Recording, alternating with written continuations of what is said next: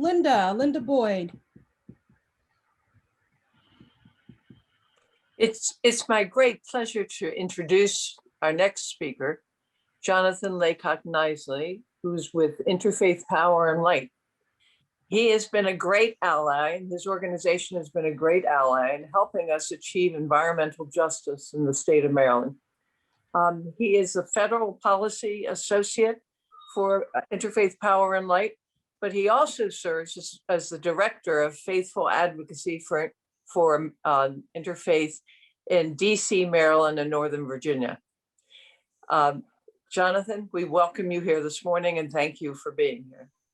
Thank you so much for that generous introduction. It's wonderful to be with you all today. So the two bills I want to talk with you about today are two bills that actually I spoke with you about last year when we were able to gather in person. And of course, session shut down early. We were not able to pass these bills, but they remain critically important.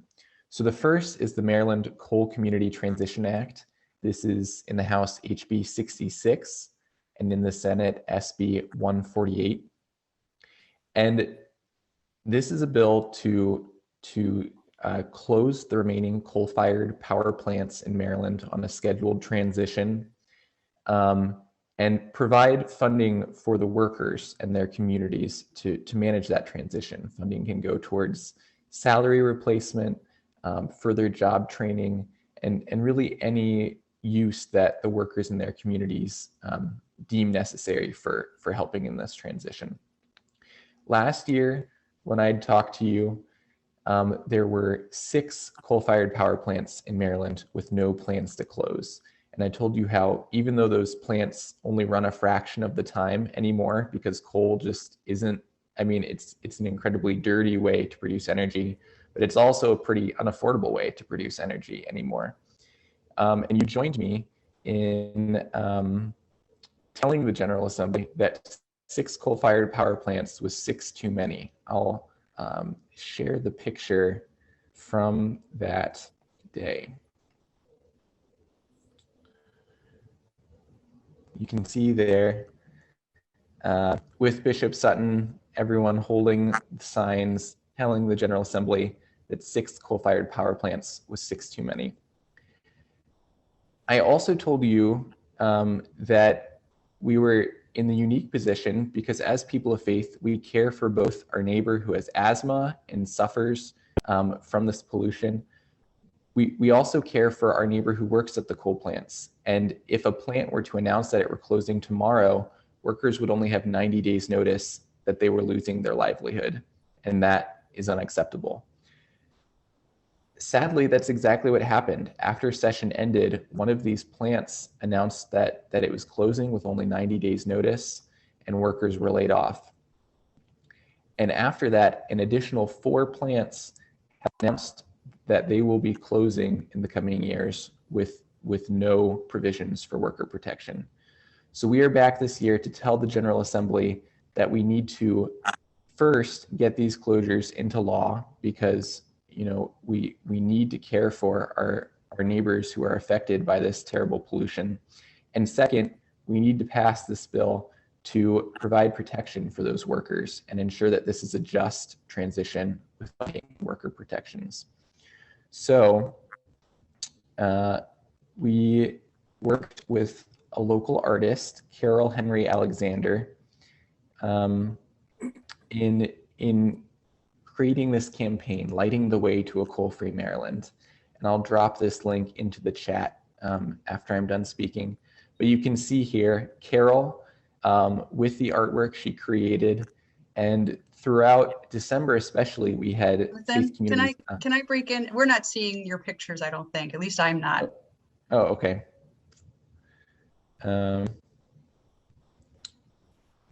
Okay, well, I'll just drop the link into the chat later and you can. Yes. Great. So there's Carol with the artwork she created. And throughout December, we invited people of faith to download this artwork and take a picture of themselves with it with lights of the season, whether those were Advent candles or Hanukkah candles or solstice lights, and share those pictures either with us, so we could share them with your legislators, or you can post them on social media directly and tag your legislators in them. And this bill is currently, we especially need help before the Economic Matters Committee in the House. So if any of you are represented by someone on the Economic Matters Committee, it's especially helpful if you can take a picture with this and share that with them. The other bill that I will just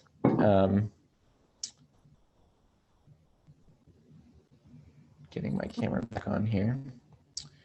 I'll just share on is the Climate Solutions Now Act.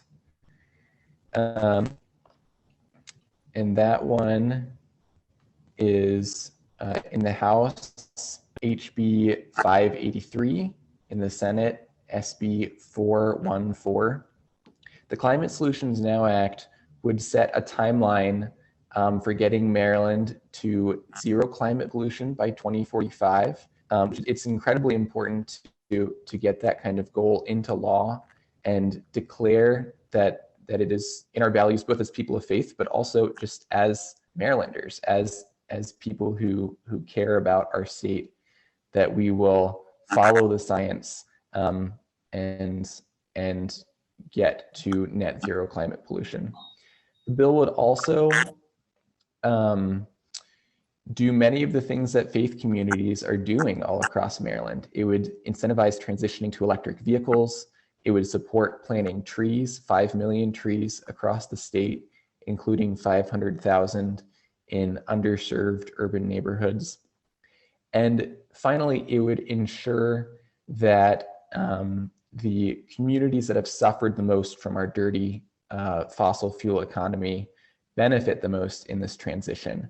So it would direct the state to determine a percentage of all funds spent on the climate crisis to be spent in those hardest hit communities.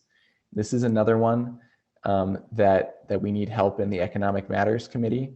And I'll also share a link in the chat where you can contact your legislators.